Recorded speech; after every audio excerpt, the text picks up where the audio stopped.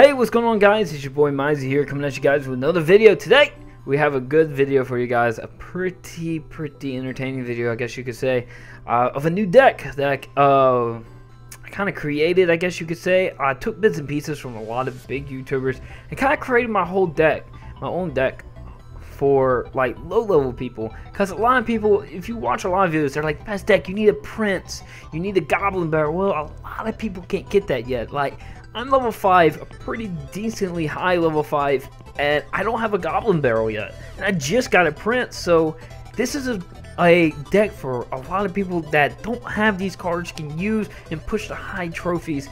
I pushed to Arena 4. I'm midway through Arena 4 with this deck right here today. So let's get right into the deck. So the deck we're going to be using today is this deck right here. So we have two tanks, the Giant, the Knight. Two tanks, one high cost, one low cost. So no matter if you feel like pushing, you have two tanks to push with.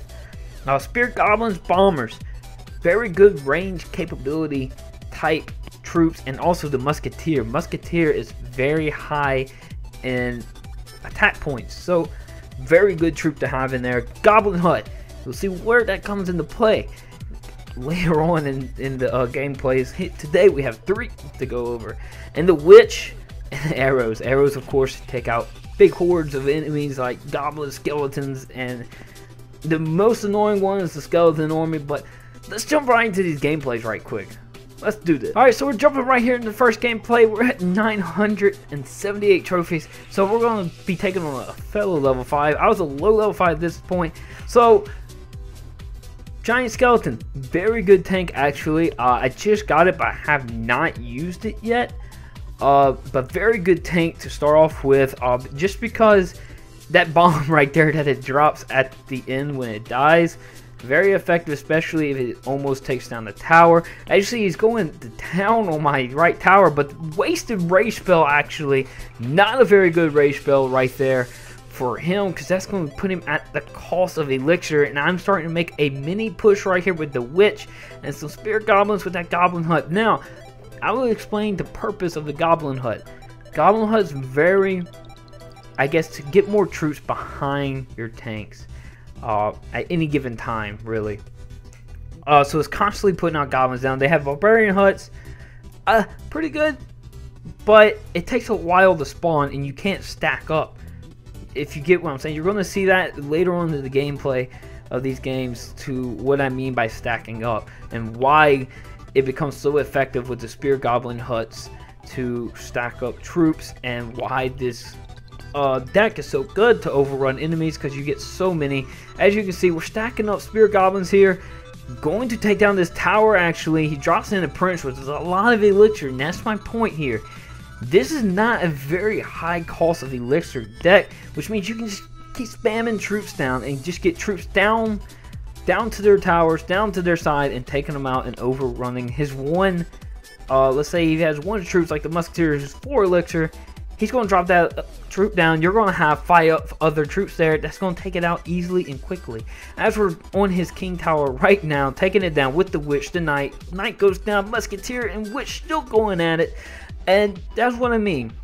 Musketeer is very important, very high damage type troop, and for the range that she has, is a great troop to have in your deck for this. So we're going to drop a Giant, the Bomber. He puts the Expo down, but not going to work, because my Giant's right there on top of it, going to take it down before he even gets a shot off. So he wasted elixir right there.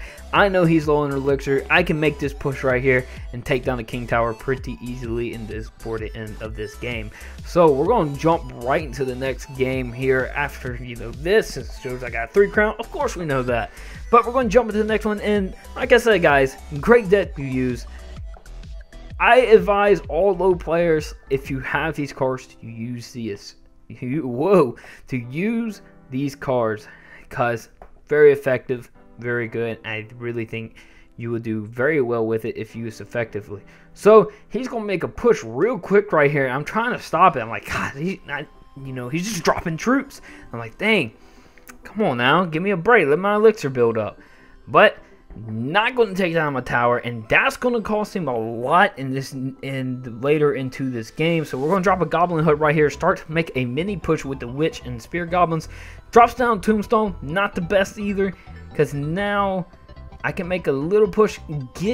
No, actually I didn't get anything. Well, so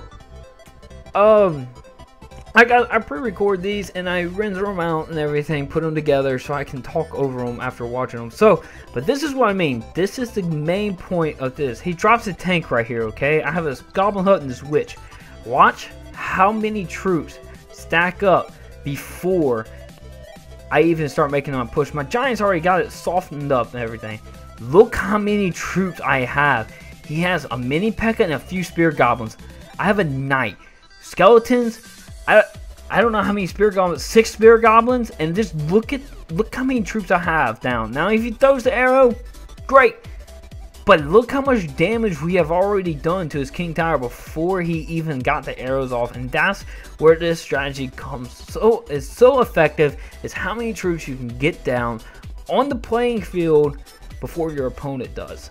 And that's just the beauty of this tactic right here, and I really want you guys to notice that and really use this to help you guys push into those higher trophies, get those better cards in Arena 4, and really overrun your opponent and be good at the game. That's the whole purpose of this, is for help you guys be good at this game and be successful in whatever you want to do on the game.